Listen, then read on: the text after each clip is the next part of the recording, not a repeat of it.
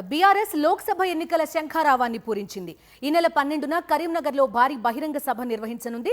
కరీంనగర్ జిల్లా కేంద్రంలోని SRR degree కళాశాల మైదానంలో బహిరంగ సభ నిర్వహించాలని బీఆర్ఎస్ నిర్ణయించింది. తెలంగాణ భవన్లో కరీంనగర్ పార్లమెంటు నియోజకవర్గ నేతలతో బీఆర్ఎస్ అధినేత కేసీఆర్ సమావేశమయ్యారు. లోక్సభ ఎన్నికల్లో అనుసరించాల్సిన వ్యూహంపై నేతలకు దిశానిర్దేశం చేశారు. ఎన్నికల ప్రచారంలో భాగంగా రోడ్ షోలు నిర్వహించాలని కేసీఆర్ నిర్ణయించారు. ఇందులో తానే స్వయంగా పాల్గొంటానన్నారు.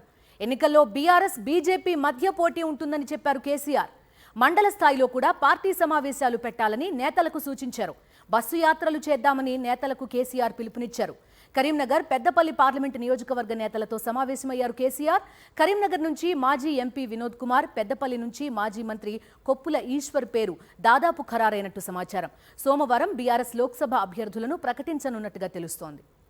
కొద్ది రోజుల్లోనే కాంగ్రెస్ ప్రభుత్వంపై ప్రజల్లో వ్యతిరేకత వచ్చిందన్నారు కేసీఆర్. రైతులు రోడ్లెక్కే పరిస్థితి తెచ్చారన్నారు.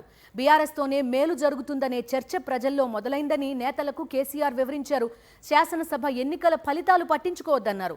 నేతలంతా కలిసికట్టుగా పనిచేయాలని సూచించారు. ప్రాజెక్టులు నిర్మించిన తర్వాత సమస్యలు రావడం సహజమన్నారు కేసీఆర్.